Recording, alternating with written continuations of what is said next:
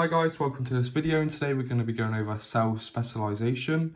And as you should know, a cell is the smallest part of living organisms.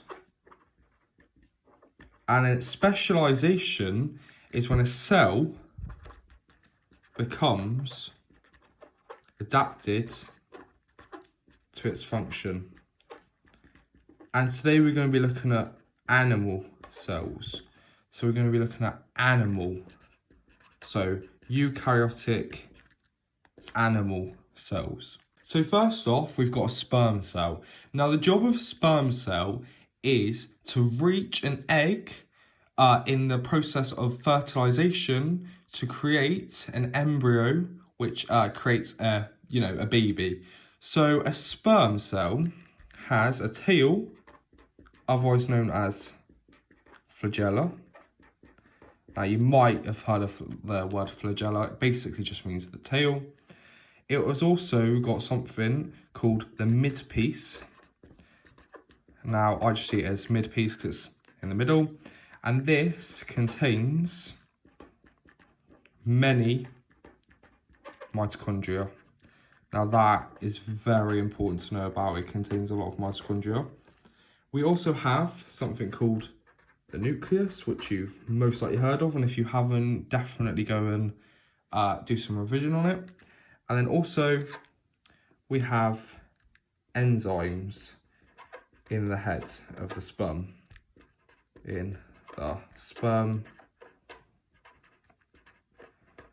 head.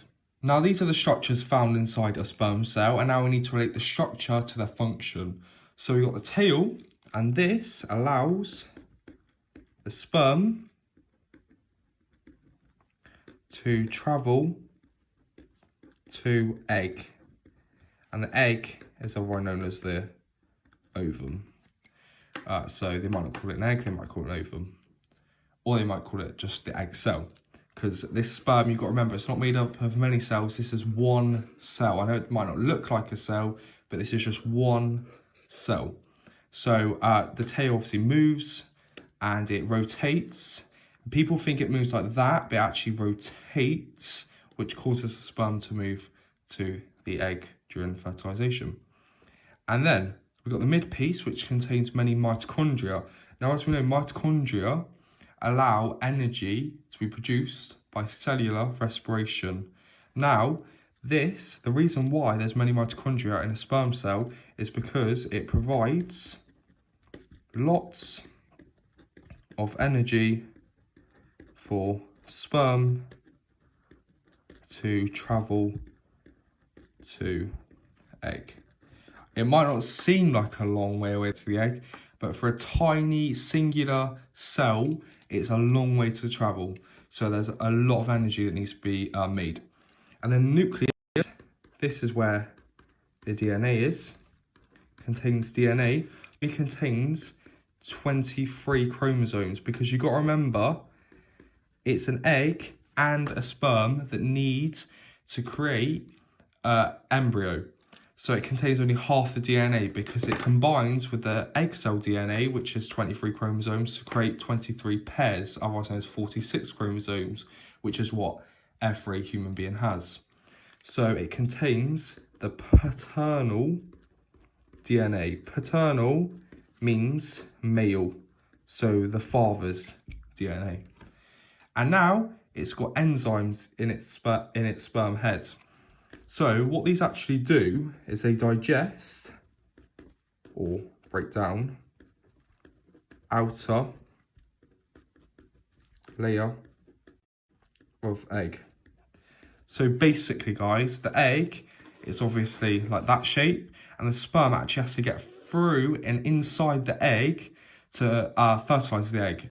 So these enzymes actually break down the outer layer of the egg, they digest it so that the sperm can travel through the egg. That's everything on sperm. Now we're going to be going on to our next cell. So the structures inside a nerve cell are as follows.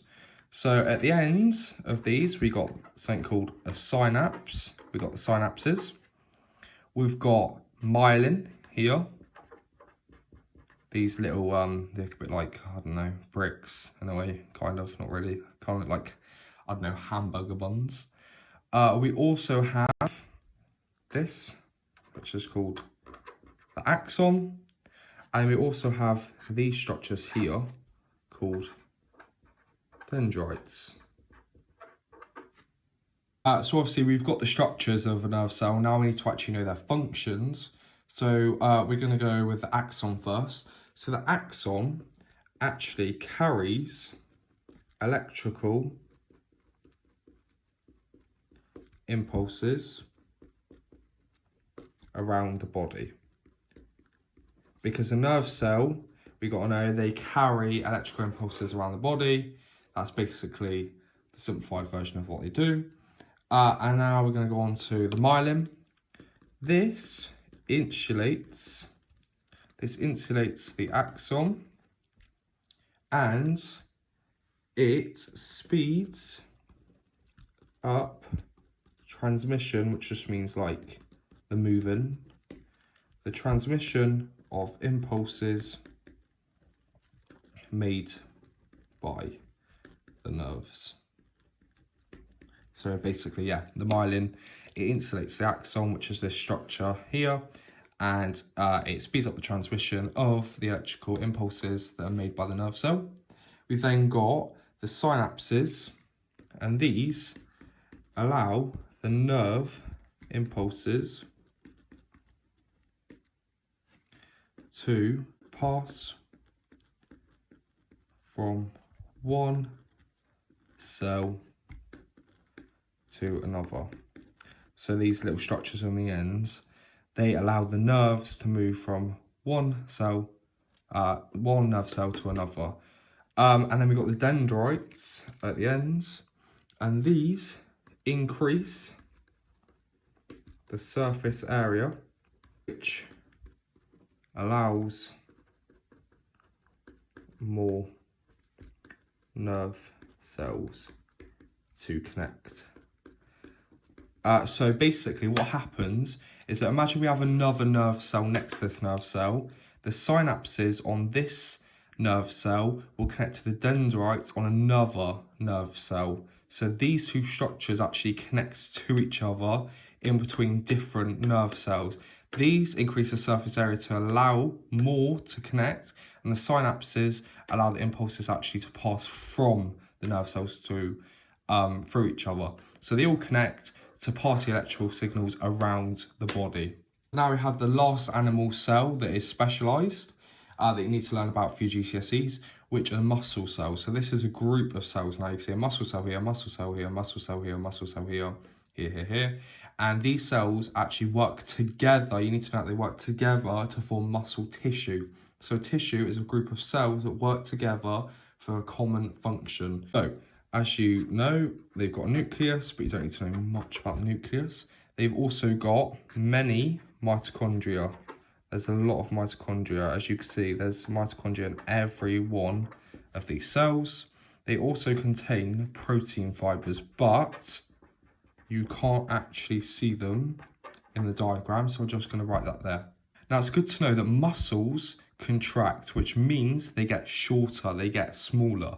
And when muscles contract, this is due to protein fibers. So what protein fibers actually do is they cause muscles to contract.